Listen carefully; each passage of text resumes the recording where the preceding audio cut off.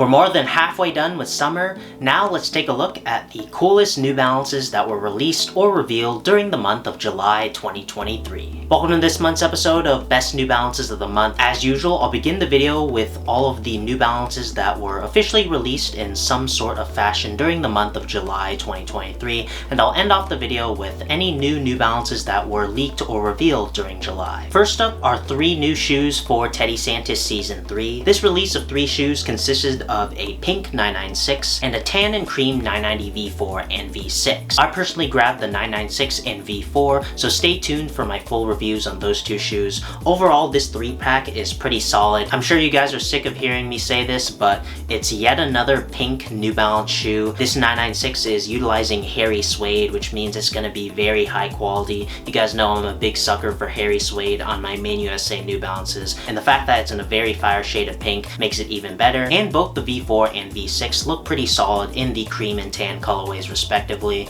I personally thought the V4 looked better in it, so that's why I grabbed the V4. It's a pretty solid 3-pack for Teddy Santis Season 3. And next up, the 991 in the black and grape and black and aqua colorways finally officially released. I've gone over these shoes in like the past 2 episodes. They're pretty solid GRs, and now they finally released in July. And next up is the 580 in this really nice gray, purple, and teal colorway. This is a very retro looking colorway. It actually reminds me of a lot of retro hiking sneakers and shoes like from Nike ACG. I think the pop of the teal and purple is a really nice contrast on a mostly neutral and gray background. It's yet another fire GR for the 580. And next up is the Shoe Palace 30th Anniversary 2002R collaboration. This is a pretty solid neutral tone collaboration with Shoe Palace on the 2002R, and it actually utilizes a mostly nubuck upper as well as mesh. It looks like a pretty high quality collab and is a solid shoe for any rotation. It's definitely a low-key heat type of collaboration. And next up, we have 3 new Stray Rats 574 collaboration colorways. The first colorway is a mostly purple hairy suede colorway with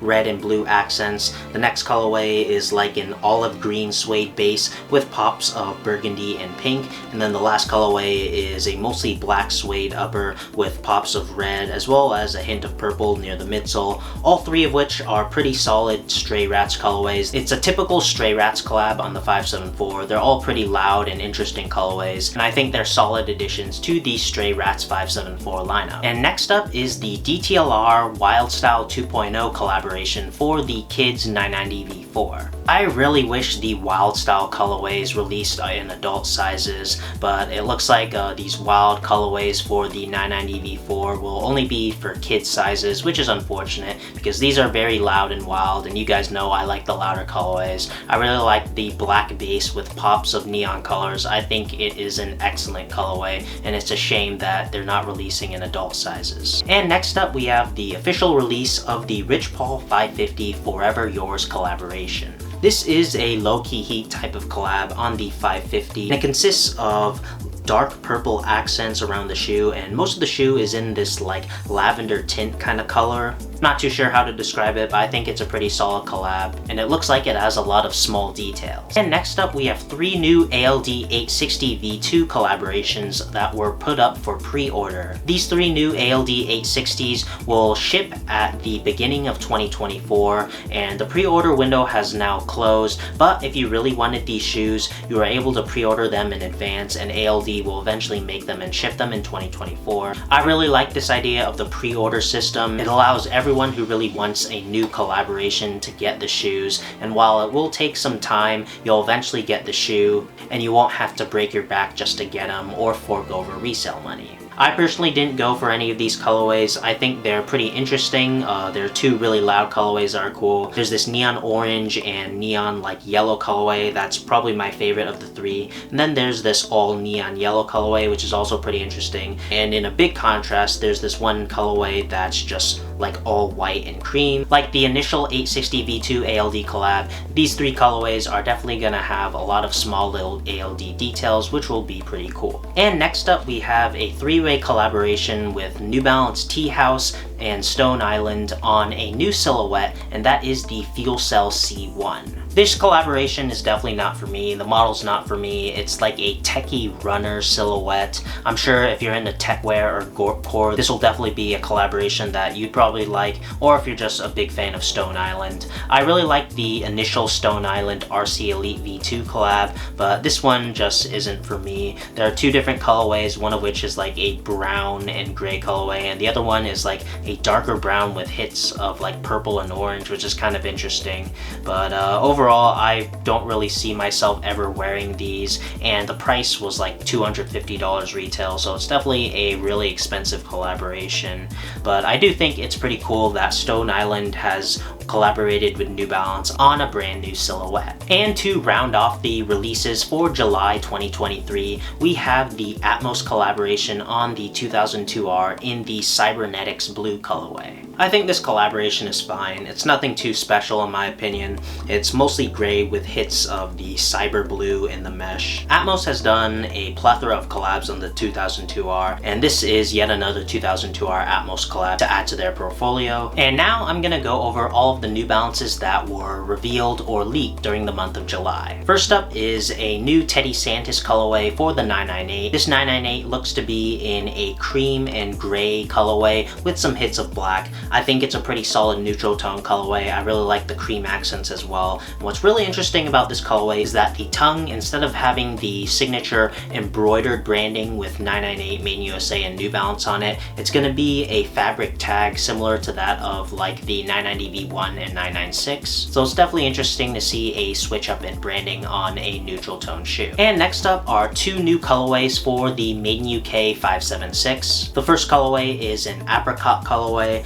and as you can probably tell, it's a mostly apricot orange hairy suede base with some pops of purple and yellow. I think this is my personal favorite of the two colorways. It's a very cool summer colorway. I really like the pops and contrast of colors, and of course the hairy suede is always nice. And then the other colorway is what people are calling the watermelon colorway because the base is a watermelon skin green. You get some hits of blue and dark blue in the end logo, and then the back tab consists of a watermelon pink leather. I think it's another solid summer colorway, but I personally like the apricot colorway better. There's no word on when these will release, but be sure to keep an eye on New Balance's Made in UK tab because they never really add the Made in UK releases on the launch calendar unless they're specials or collabs. And next up are two new 1906R GRs. The first one being a Charlotte Hornets inspired colorway, and the other one being nicknamed the Sprite colorway. I really like this Charlotte Hornets colorway. I think the color combination is really nice. The baby blue and the purple on an all white background is really fire.